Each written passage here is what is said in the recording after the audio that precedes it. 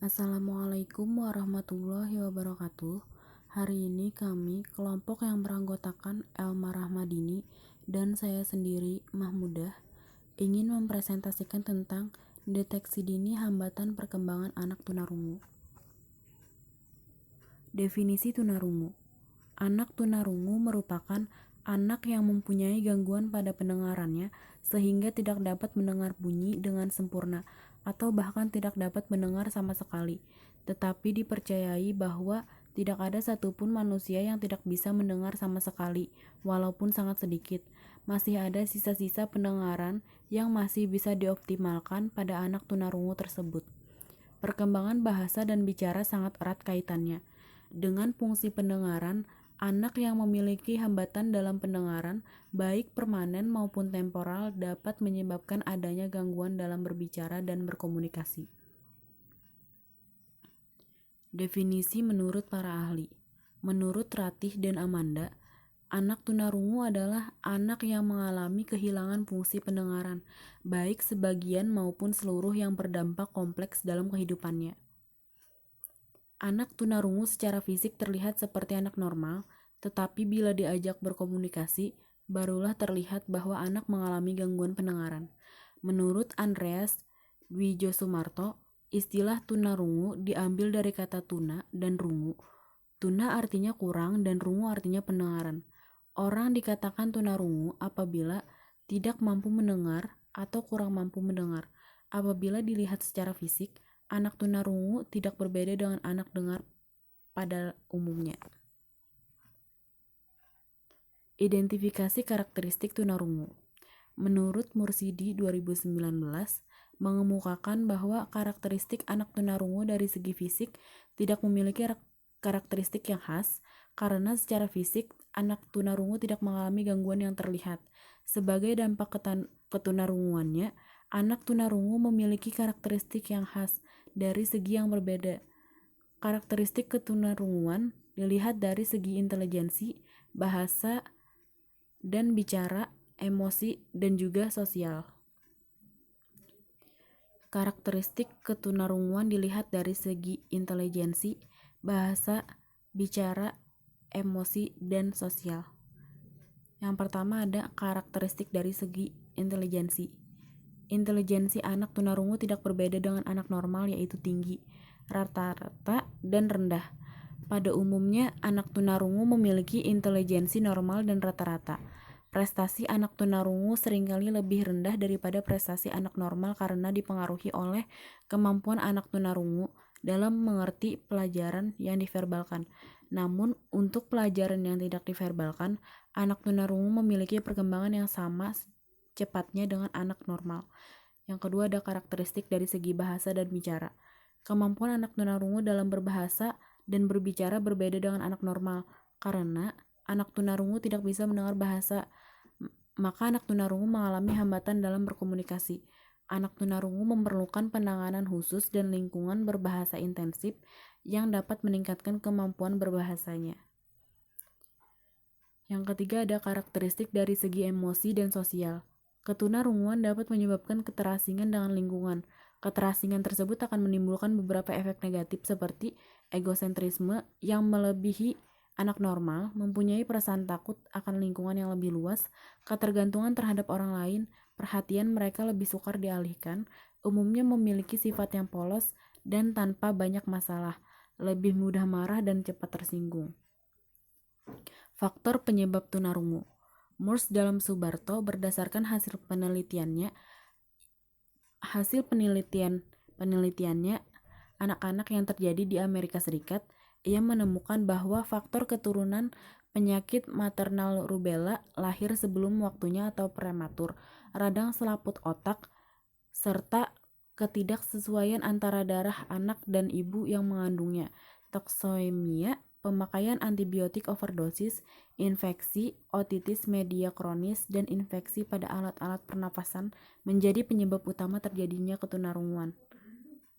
Kondisi ketunarunguan yang dialami anak dihubungkan dengan kurun waktu terjadinya ketunarunguan sebelum lahir atau prenatal, yaitu ketunarunguan yang terjadi ketika anak masih berada dalam kandungan ibunya. Ada beberapa kondisi yang menyebabkan ketunarunguan yang terjadi pada saat anak dalam kandungan. Yang pertama ada hereditas atau keturunan, yang kedua ada maternal rubella, yang ketiga ada pemakaian antibiotika overdosis, yang keempat ada toksemia. Ketunarunguan saat lahir atau neonatal, yaitu ketunarunguan yang terjadi saat anak dilahirkan. Ada beberapa kondisi yang menyebabkan ketunarunguan. Yang pertama lahir prematur, yang kedua rhesus factor, yang ketiga transfer losing. Baik, selanjutnya saya akan melanjutkan penjelasan dari Mahmudah. Kondisi ketunarunguan yang dialami anak dihubungkan dengan kurun waktu terjadinya. Ketunarunguan setelah lahir, yaitu ketunarunguan yang terjadi setelah anak dilahirkan oleh ibunya. Ada beberapa kondisi yang menyebabkan ketunarunguan. Yang pertama adalah penyakit meningitis cerebralis, yaitu merupakan peradangan yang terjadi pada selaput otak.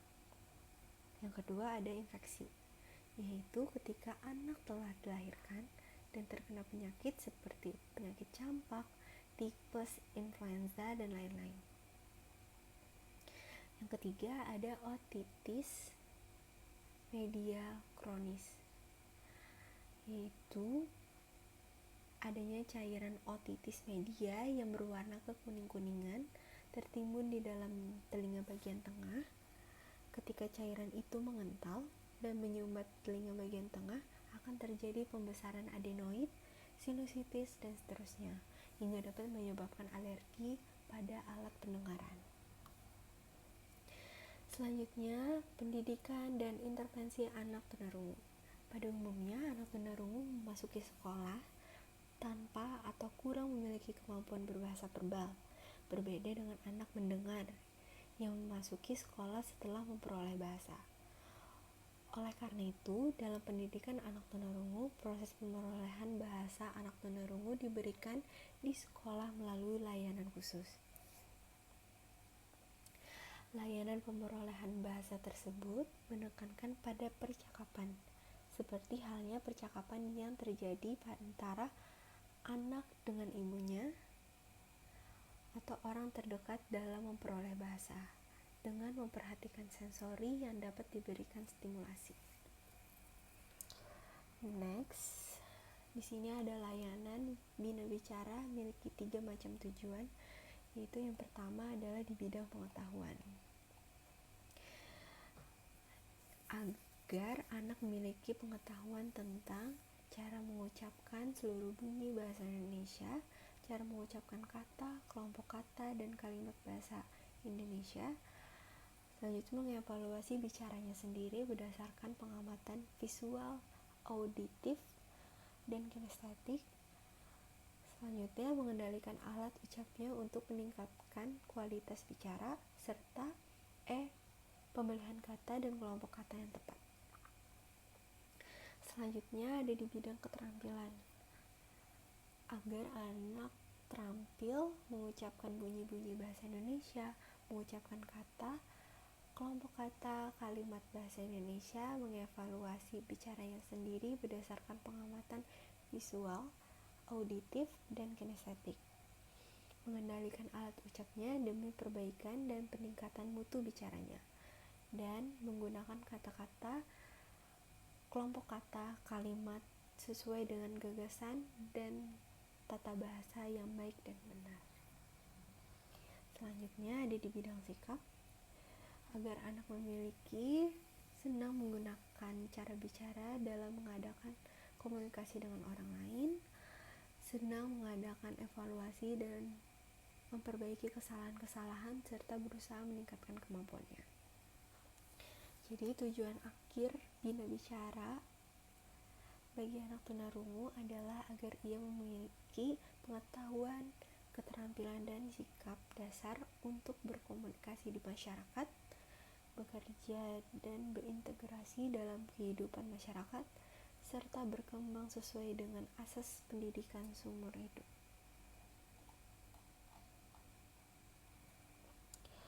Selanjutnya, dalam pengembangan bicara anak tunarungu, ada beberapa metode yang didasarkan pada beberapa hal, Itu yang pertama, berdasarkan cara penyajian materi, metode yang dapat digunakan adalah metode global diferensiasi. Metode ini disampingkan berdasarkan pada cara penyajian materi, juga didasarkan pada perimbangan bahasa. Bahasa pertama-tama nampak dalam ujaran secara totalitas. Yang kedua yang B ada metode analisis sintesis. Itu metode ini merupakan kebalikan dari metode global diferensiasi. Penyajian materi dilakukan mulai dari satuan bahasa terkecil menuju kata dan kalimat. Yang kedua, berdasarkan modalitas yang dimiliki anak tunarungu, kita dapat menggunakan metode yang pertama yang A, metode multisensori, yaitu menggunakan seluruh sensori untuk pemerolehan kesan bicara seperti penglihatan, pendengaran, perabaan, serta kinestetik. Yang B, metode suara yang bisa kita kenal dengan metode auditori verbal, yaitu metode pengajaran bicara yang lebih mengutamakan pada pemanfaatan sisa pendengaran dengan menggunakan sistem aplikasi pendengaran. Yang ketiga, berdasarkan fonetika, metode dapat digunakan dalam pengajaran bicara adalah metode yang pertama, metode yang bertitik tolak pada fonetik.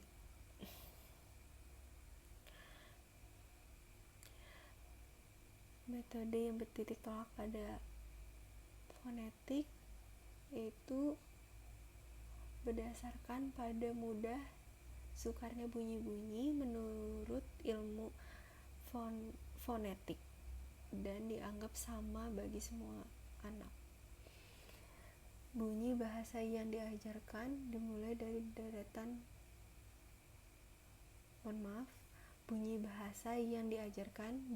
dari deretan bunyi paling depan atau muka mulut, karena bunyi-bunyi tersebut paling mudah dilihat dan ditiru.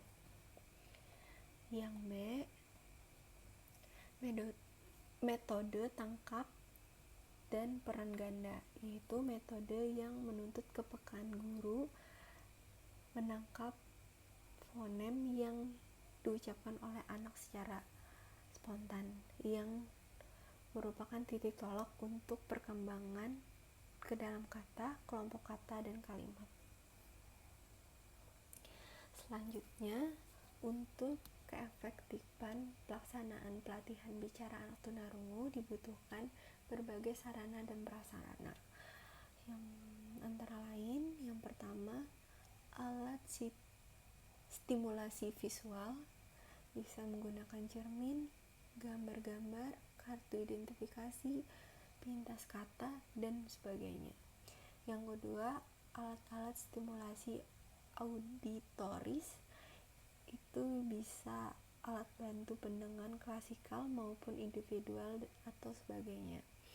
Yang ketiga, alat-alat untuk stimulasi vibrasi, yaitu vibrator dan sikat getar. Yang keempat, alat-alat latihan pernapasan, bisa lilin, kapes, minyak kayu putih, gelembung air sabun, dan sebagainya. Kelima, alat untuk pelemasan organ bicara, bisa permen, madu, dan sebagainya. Saya ucapkan terima kasih atas waktunya, semoga bermanfaat. Saya tutup. Wassalamualaikum warahmatullahi wabarakatuh.